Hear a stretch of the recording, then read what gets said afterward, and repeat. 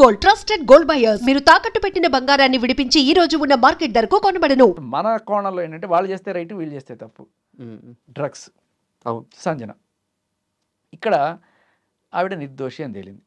But ఒక్కసారి మన మీడియాలో ఎవరన్నా సరే నింద వేసేసాడంటే ఎలా ఉంటుందంటే నింద చాలా పెద్ద ఫస్ట్ పేజ్లో వస్తుంది, హెడ్లైన్స్లో. ప్రూవ్ అయిపోయింది 13వ పేజీలో ఎక్కడో అవును వాడిని రిలీజ్ చేశారని వస్తుంది. ఎంత దారుణం కదా.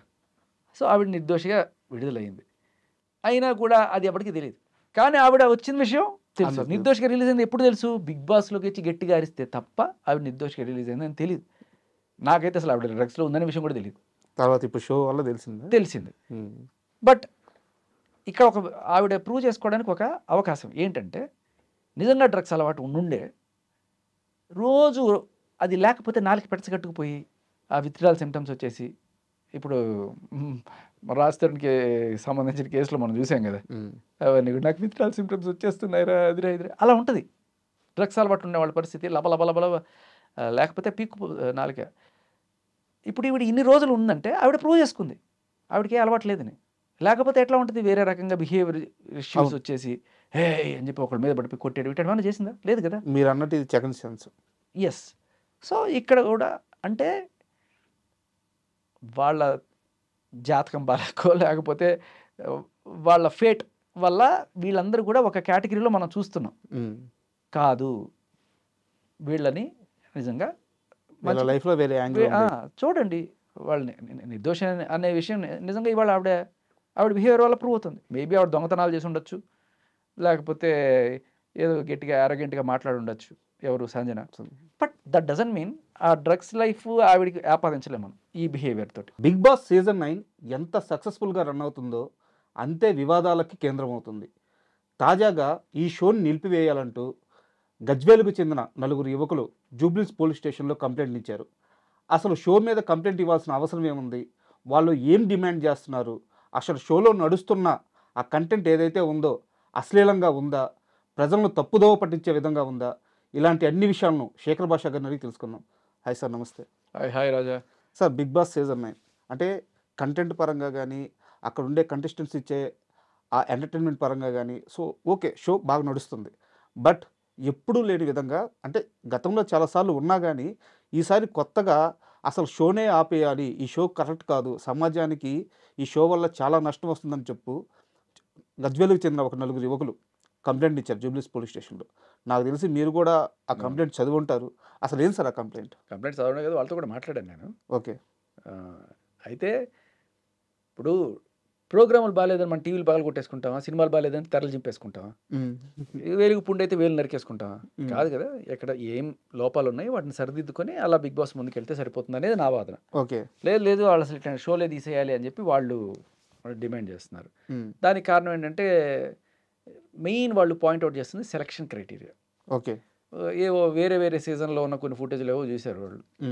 ఇంకోటి ఆడ మగ కలిసి ఆడుకుంటున్నారు గేమ్లన్నీ కూడాను, ఫిజికల్గా వాళ్ళు వీళ్ళ మీద వాళ్ళ మీద పడడం.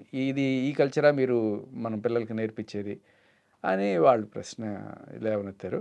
సో బేసికల్ మనం అర్థం చేసుకోవచ్చు, ఇప్పుడు గజ్వేల్కి హైదరాబాద్కి ఎంత దూరం ఉందో కల్చర్లో కూడా కొంత దూరం ఉంటుంది.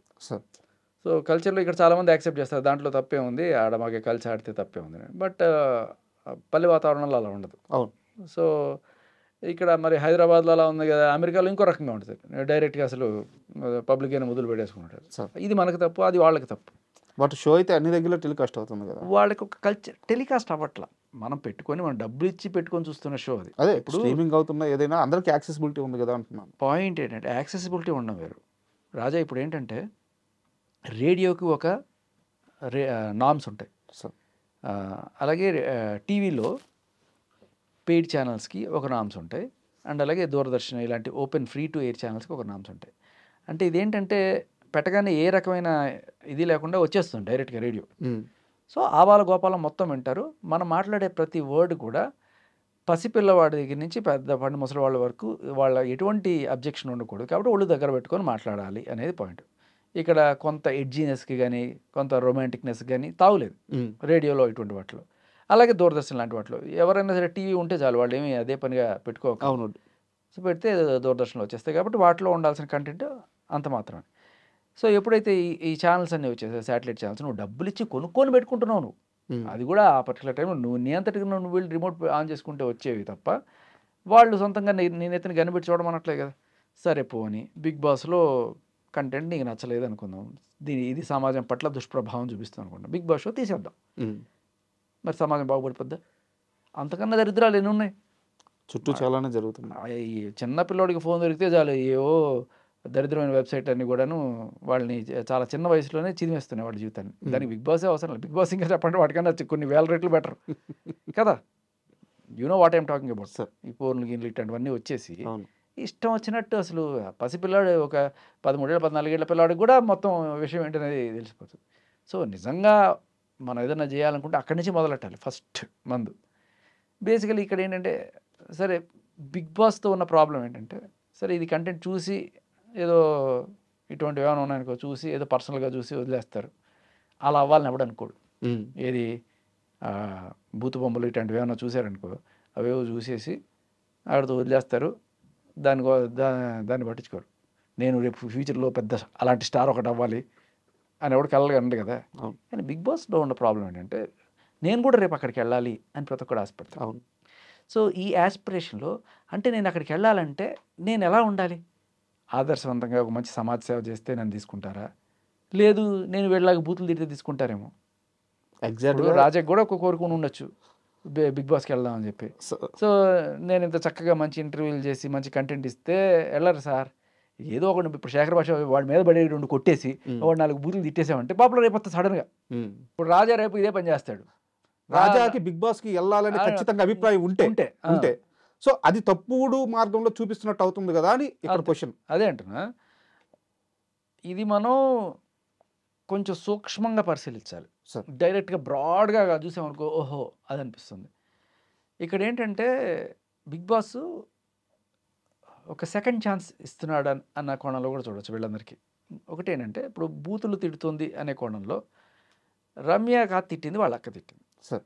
బట్ అదే ఫ్యామిలీ నుంచి వచ్చింది కాబట్టి ఇప్పుడు నాన్న దొంగ అయితే కొడుకు కూడా దొంగ అంటామా? కాదు కదా.